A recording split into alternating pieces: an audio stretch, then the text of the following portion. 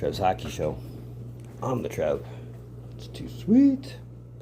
Anyway, what a week away from the 24-25 schedule that was. In place of another All-Star game that really seems to catch the attention of no one anymore, we were given the Four Nations Face-Off tournament instead. 1 week of international best-on-best with NHL rules and NHL players. And for an in-season tournament, the first of many for the next few years, apparently, not counting the NHL's participation in the 2026 Olympics. And, well, I don't know if I should call this a review or a reaction, because it's a bit of both. I mean, I already reviewed every game. If you haven't checked them out, follow the link to the shorts section. That'll let you see how I did. I don't know I won't ever do that again, unless it's another format like that, but I'm getting off point. Either way, it's both. It's a reaction and a review, but I'm going to give you my account of things in the Four Nations Face-Off tournament. I have lots of good things to say about it, so let's talk about it. Well, as I'd mentioned, I had reviewed every game from Game 1 to Game 7, and if you haven't seen any of them, follow the picture to the short section. That'll take you to whatever game you want to see. I covered them all in less than 3 minutes, and I must tell you, it wasn't easy to keep it to under 3 minutes. There was some I wanted to go over, but 3 minutes. Anyway, it was a neat experience to be able to do that for the first and maybe the last time. I don't know. We'll cross that bridge when we get there. But I'll attempt to say something I haven't already said about every other game right here. It's Canada-Sweden, the first of 4 games in Montreal, and this didn't disappoint. No, the sickest of plays on a scary-looking power play line that had McDavid pass to Crosby, and then a no-look backhand pass to McKinnon 56 seconds in, really did a shot at setting the early Canadian tone. And even though Sweden made their way back to force an overtime, Canada still won in overtime off of Mitch Marner's snapshot. And I mean, that was from Crosby. Crosby was all over that first game, and at 37, as much as I might have despised the guy, and as much as I still might, he still got it. I mean, he probably hasn't lost it, but he's still performing at a level like he is at 37. But with all that, with his 3 assists in that game, obviously he was player of the game. And this was a great game. An important note, however, was Shea Theodore is now week to week with a wrist injury because he got injured in this game. So one has to wonder what this will mean for Vegas and their playoff run. His isn't the last injury, but these are one of those things that happen in tournaments like this. Now, for USA and Finland, well, I mean, we have to start somewhere, right? This is the most lopsided game in the tournament, with a 6-1 US win. And it had fast goals. I mean, 3 goals in 2 minutes 45 seconds. 2 of them within 26 seconds of one another. One of them was to start the third period. But this was by far the Tkachuk brothers show. I mean, if they weren't hitting, they were scoring. If they weren't scoring, they're getting assist on the other one's goal. And I've said it before. I know I've said it before, but I'll say it again. Most teams can barely handle 1 Tkachuk. Now there's 2. I said pardon? But that's what made that game fun, was watching them set the pace, set the tone, just totally dominate the game in every way, shape, and form with outside of play and net. Now, starting off rivalry weekend with Finland-Sweden, and I mean, this is exactly what you would expect from a Finland-Sweden game. I mean, they were hits. It was a close game the whole way through. I mean, neither team held a lead, at least a convincing lead, until the end of the game. And thanks to a determined Finland, who were just coming off that 6-1 embarrassment from the States, that only lead of the game came very quick in overtime. $1:49 in. Now, for as close as it was, Sweden's defense proved to be the majority of the offense in this game, as 2 of the 3 goals from that game came from the defense. Now, for Finland, This had to have been their championship game. I mean, beating Sweden is always a good thing for Finland, just as beating Finland is a good thing for Sweden. It's Dutch door action, right? Second game on Rivalry Night. And the game everybody came to see. Canada versus US. Fight night at the Bell Center. Last game in Montreal. And it proved to be the most memorable one. 3 fights in the first 9 seconds. 2 of them involving the Kachucks. Overall, 36 penalty minutes in the first period alone. 32 in the first 9 seconds. This was what a rivalry game needed to feel like. And this is how a good rivalry game does feel like. I mean, even though Canada scored first, the Americans did control the pace of this game really well, with a convincing 3-1 lead. All the big guns outside McDavid's first goal of the game, yeah, they were non-factors. It was all USA the whole game through. So, as I said, last game at the Bell Center, and it was the best one. So now we move to the Gaddens. And this is essentially, the Canada-Finland game is essentially the winner gets the last spot in the championship game. The States has already qualified thanks to the point structure. You got 3 points for the win, 2 points for the overtime win, 1 point for the overtime loss, and no points for a regulation loss. So the winner has to win this game in regulation. And, well, as I said in the short, Canada did not come to play. They came to win. And they did, convincingly. It could have been a shutout if Finland didn't remember that they had scorers and they can get goals if they just shoot. Better results. Now, including a pair in 22 seconds from Mikael Granlund, which, this was the theme of the whole tournament, quick goals. And it didn't matter if it was one player scoring 2 or 2 players scoring 3, it didn't matter. There were quick goals in this whole tournament, but thanks to the win in regulation, the Canadians are going to the championship game. Not a complete surprise, right?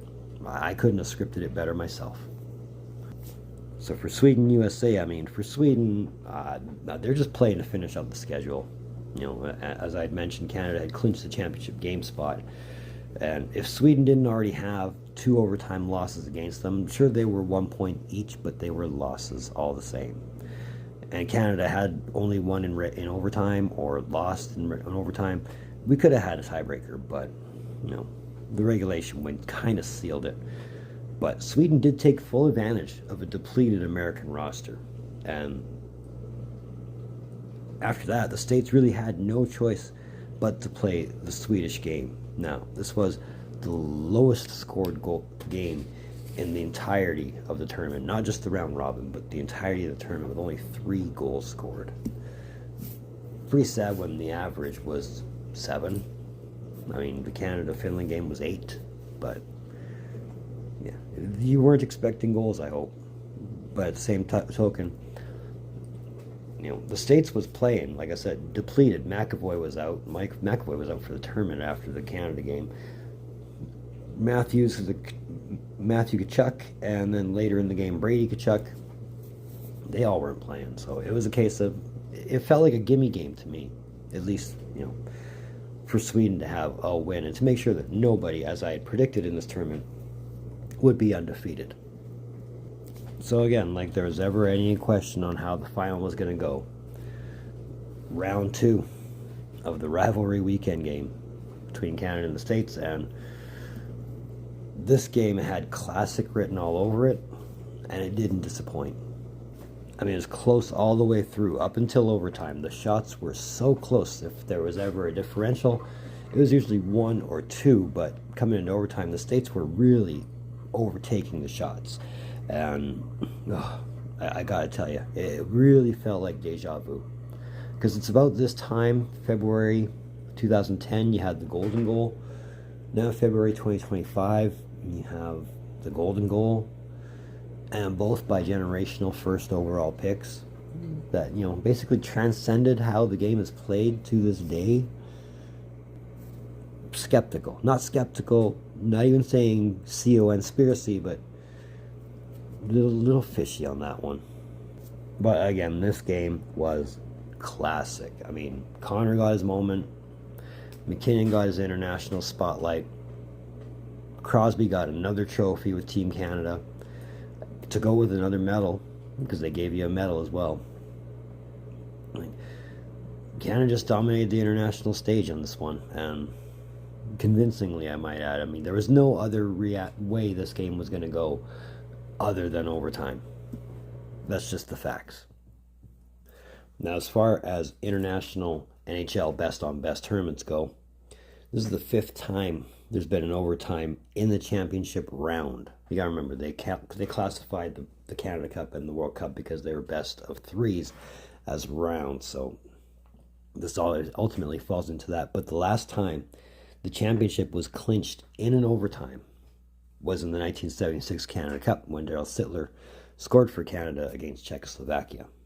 Now, this overtime win puts Canada's overtime record as far as NHL international best-on-best tournaments goes to 8-1, with the States falling to 0-2. Ouch. Now, as far as my predictions went, I picked Canada to win the round robin.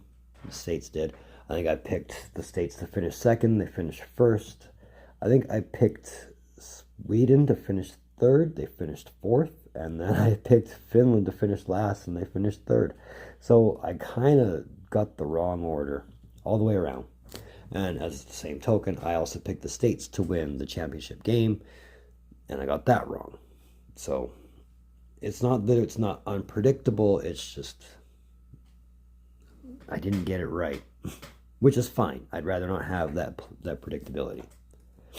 So overall, if we're talking about making history, as far as NHL international best-on-best tournaments are concerned, Zach Werenski did a first in this tournament. And yeah, it was only as many games long as it was, but he still led the tournament with 6 points. He also led his tournament in assists with 6 points.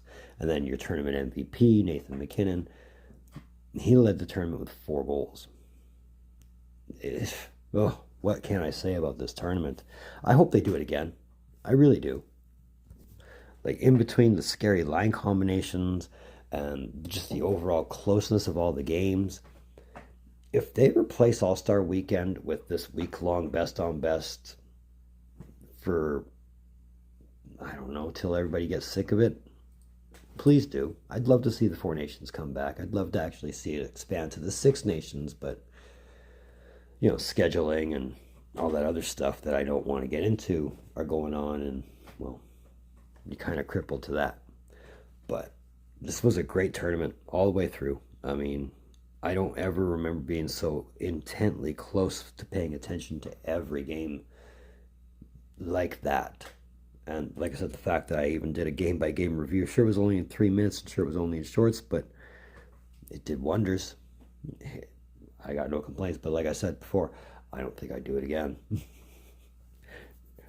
It was still a great tournament to watch, though. I mean, as I said, it could have benefited, or it could have had the benefit of having more teams, because, I mean, you think of all the players from Russia, you think of all the players from Czechia, you think of all the players from Slovakia. They could have put a European team together again. You know, they could have went so many different directions. But if this is just a sampler of what we're looking forward to in 2026, when the NHL goes to the Italy Olympics, bring on the NHL in the Olympics, because that could be fun to watch. But as far as the tournament itself goes, like I said, I hope they do it again. I loved it. I thought it was a great tournament. I mean, yeah, it took that week out of the schedule, but they could make up for it. They know how. They know what they're doing.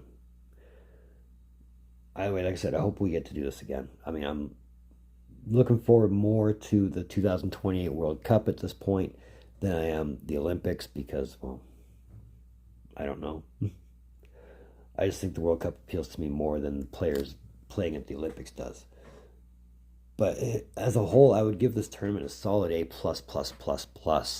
Like, I cannot give it enough A's. This was a great tournament. And yeah, it was only 4 games max for 2 teams. The competitiveness and just the sheer display of people playing for their country and playing because it means a little more than just, you know, what you're doing for your team. It's what you're doing for your country. Like, that whole patriotism mentality to it it was on fine display, and it was good to see. But I really hope they do consider doing this again without sounding like a broken record. So that was my thoughts on the Four Nations Face-Off tournament. Let me know what you thought about it.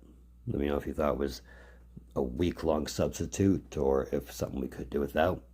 You tell me. I'd love to hear it. So that's another one of them Trev's hockey shows. I want to thank you for tuning in.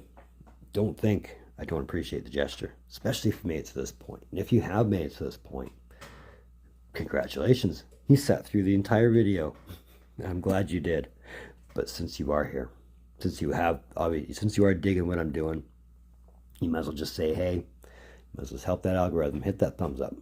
Trust me, that goes a long way. Longer than you might think it will. If you want to.